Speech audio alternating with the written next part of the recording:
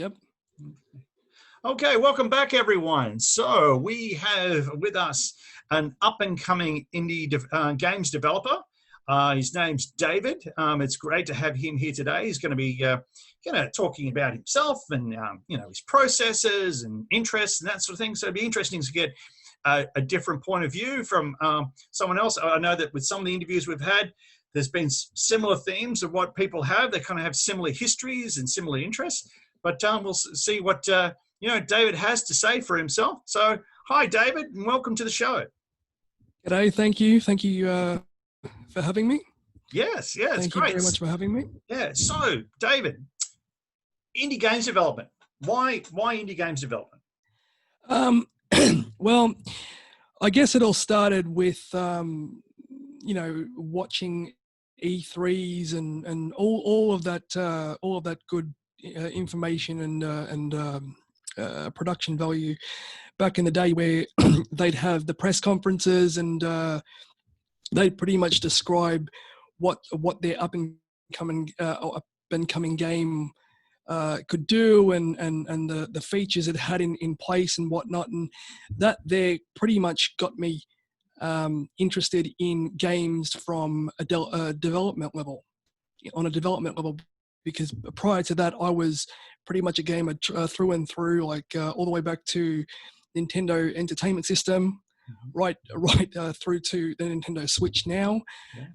I've just been gaming's pretty much a part of who I am now, who I am today. But I just, like 6 or 7 years ago, I just made the decision to pretty much create a game, basically. And I made the decision to create a fully fledged RPG as opposed to a mobile application, because I figured that mobile applications, as great as they are in a sense, a dime a dozen sort of thing.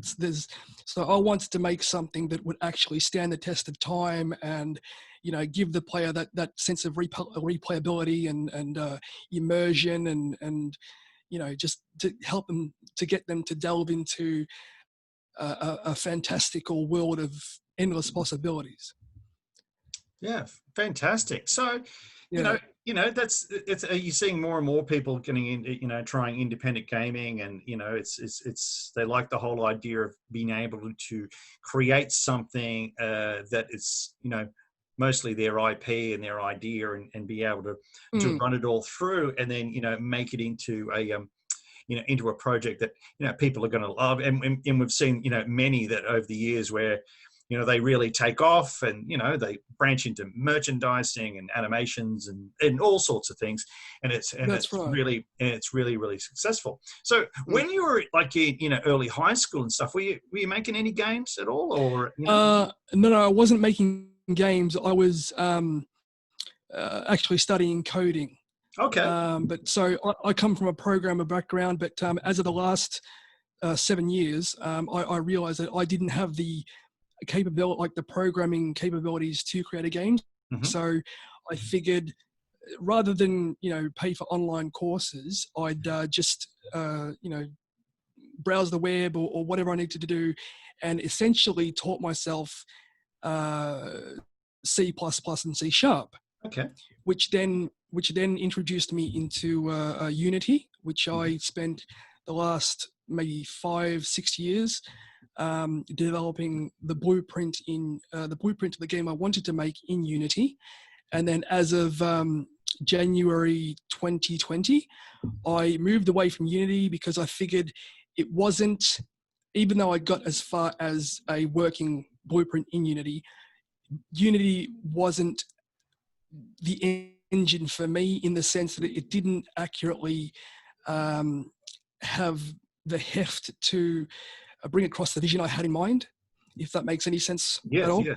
So I moved to UE4 as of January 24,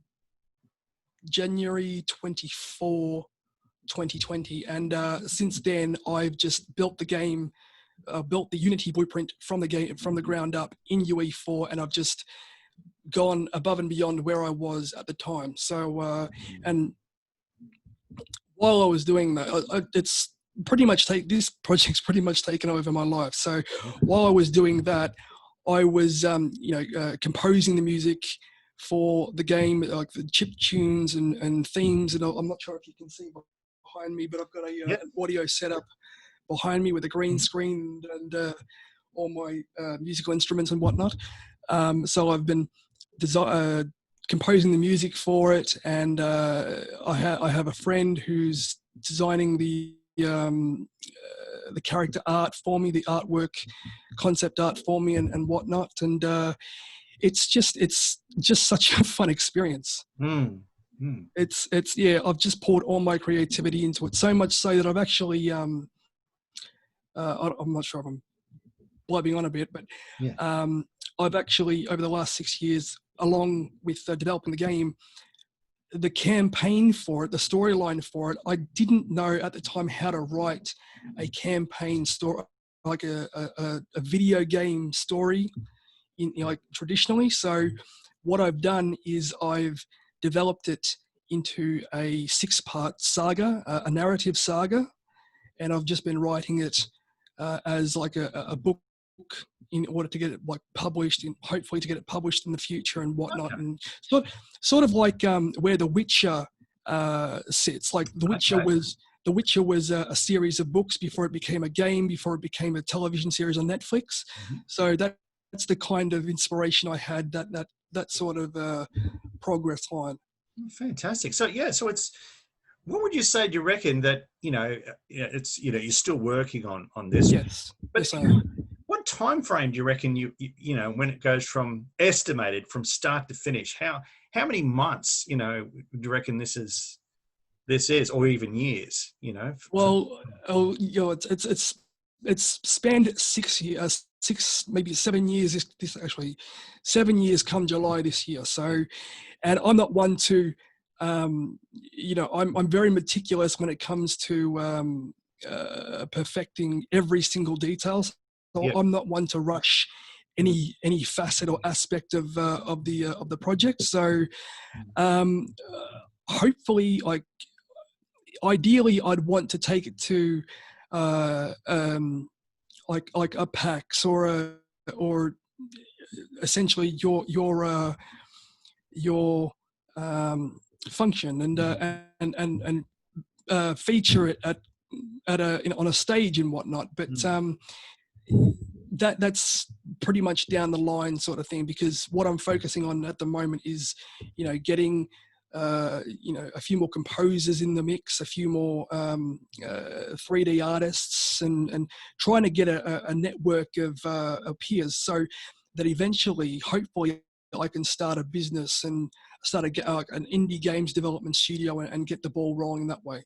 Yeah. Okay. And like you were talking about composing music before and that. Now, with, Yeah. with you composing the stuff that you have now, are you just doing it? Is it all digitally? Are you using any like traditional instruments to kind of as part of the process? Yeah. Yep, yep. I've got a keyboard. I've got a keyboard. I've got congas in the wardrobe there, and I've got it's pretty much all condensed because I'm working from home, obviously. But it's apart from that, it's just more vocal work in terms of because I sing jazz and blues and all this. Okay. So yeah, and it's basically more vocal work and chip tunes utilized through um, uh, Fruity Loops Studio, I think it's Yeah. called. Pretty much, yeah. Yep, and I think Cubase I use quite a bit Mhm. to mix it all together and whatnot. But it's going pretty well actually. Yeah. So with your music, like you mentioned that you do jazz and everything else. Yeah, So yeah, of course, music seems to be of great importance to you. that's Um, right. when you're writing or preparing and stuff, do you find yourself that music is a big influence more on what you're doing? Like when you're listening to music or you're composing something that's like that is influencing, just say, a story more, and going, okay, I'm going to take it in this direction because of the music I'm listening to, or that sort of thing, as opposed to I'm writing this and I'm doing the music second. No, music is a definite baseline for me when I'm doing working on my project. So much so that I've even incorporated it into the project itself. Okay. It's it's pretty much set in, without giving too much away, it's pretty much set in a fictional city Mm-hmm. that has a musical undertone. Yeah. And it's just, it goes from there. Like these, my two characters, they're, you know, music centric. They're all this, and Mm. it's pretty much that they embark on this great adventure to you know, uncover secrets within the city, Yeah. collect everything they can find around the city that's been scattered, and in the process, um, pretty much drive back the evil that wants to, you know, just corrupt the city with God knows what they want to corrupt the city with. But yeah, it's really, music is really a core facet of the the project. So for you, just getting a little bit to know you, it doesn't have to be associated Yeah. with, game or anything. So, with music, what sort of music were you listening to, when you were younger, or even now? So Well, well, when I was younger, my dad uh, used to play all sorts of vinyl records. Oh God, anything from Aretha Franklin to ZZ Top to all the 60s and 50s, that he obviously grew up with. yeah, He passed on to me, and that's, though that era of music has just been ingrained in me, and that's the kind of you know, thing that spurs me on to create um, music myself. So, and that's obviously what I pour into the project. That love of music, that love of those genres my old man, my father groomed me on, and obviously my personal favorites, like uh, just progressive, um, what do you call it, EDM, electronic dance music, and all of this. And yeah, so it's quite just, diverse. yeah, Yeah, yeah. yeah. I don't like to discriminate when it comes to my music. Okay. Yeah, it's interesting because when I speak to some people about music, some people are just, okay, this is the only genre of music they like, and that's it. And while you've other people is very diverse. So yeah, listening to when you were mentioning, Aretha Franklin or even ZZ Top, and then bouncing Yeah, to dance music, that is fairly diverse. And considering that you talk about you do jazz as well, so yeah, jazz and blues, and yeah, so yeah, obviously I just, you're a lover of just music in general. So pretty much, yes, that's exactly right. Yeah. yeah. So with the process with doing your game and everything else that you're doing do you think about like the other stuff, like, okay, what is it going to be, the merchandise or the promotional side of it, like if it's going to have a cover or any of that sort of thing? Have you got that sort of stuff done already, or you're constantly going, well, it's gonna, like, as if you've got in the background, you've got somewhere, it's like a working image. Yeah, yeah, Yep. no, there is always that facet of, you know, project development whereby you need to think outside the box in terms of what goes into your game. Is it marketable? Is it merchandisable? Is it this? Is it that? That, in all honesty, that is quite a big chunk of my thought process. Mm-hmm. Like, I've created these characters and these situations and these collectible items that they collect in game that are, you know, are real. Some of the collectibles are real world objects. Yeah. So in a sense, that can be a marketable tool, merchandisable tool. These characters, I've made them so, you know, so unique and so colorful in terms of their personality and whatnot, and that they can too be marketable and Yeah. merchandisable if it calls for it. Yeah. So, like you were saying earlier as well about, it's taking up a lot of time that you're working at Yeah, things. yeah. Like at the moment, what is your okay, we understand that everyone's kind of restricted at the moment, so everyone's more indoors doing things. But like with Mm. your life balance, are you finding that 80-90% of your time is pretty much working on this area, and the kind of the recreational downtime of maybe just sitting back watching a film, or going for a run, or just not doing anything is extremely small compared to the other work, or is it Yes. 50-50?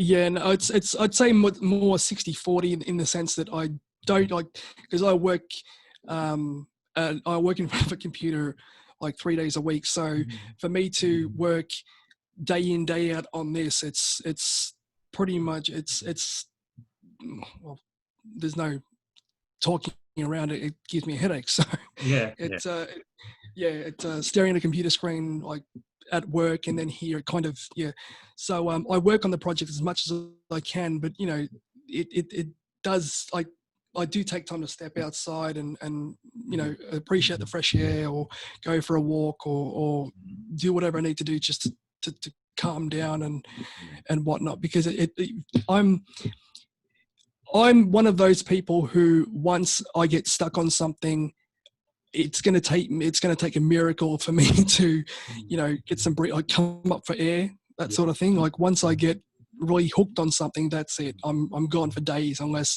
I have that alarm that goes off in my head that says, "Dave, come up for air," yeah. sort of thing. Yeah. Oh, good. All right. Now, there's a few things this way I ask all interviewers, all people that I speak to during these interviews is, you know, Mm.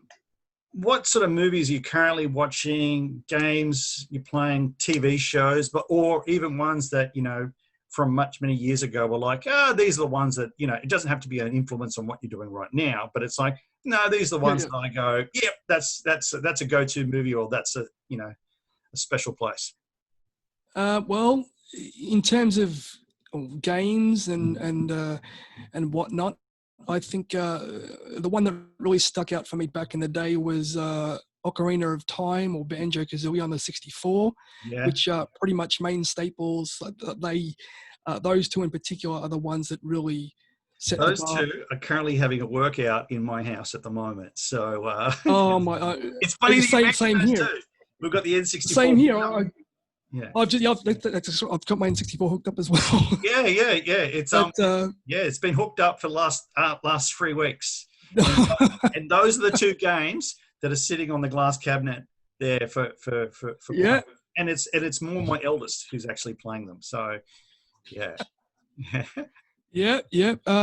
So those two are the main staples of where I'm at in terms of inspiration and whatnot, because they pretty much defined my life back in the day. But yeah. yeah, no. Movies, I'd say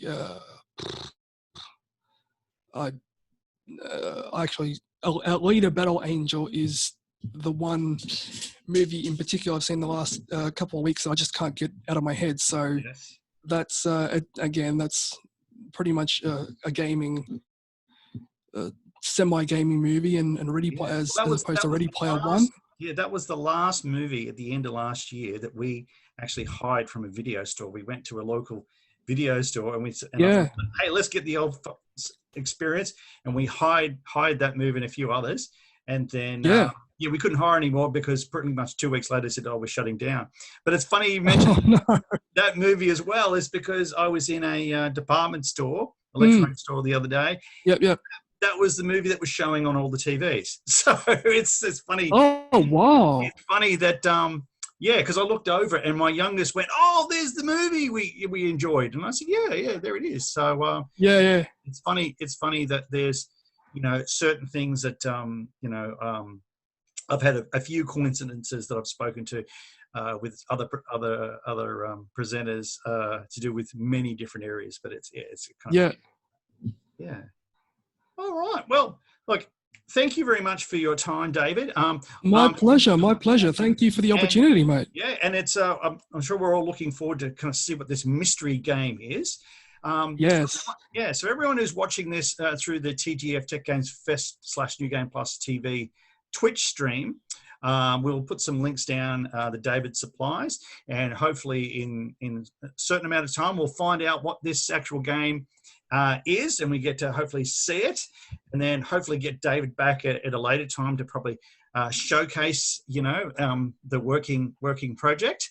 For those of you who are watching this through the Cause and Effect Gamers YouTube, we will also have those information in the description. So on behalf of the TGF, Cause and Effect Gamers, I'd like to say thank you very much for your time, David, and we are looking forward to the finished product. Thank you very much for having me. Thanks, David. Thank you. Thank you. See ya.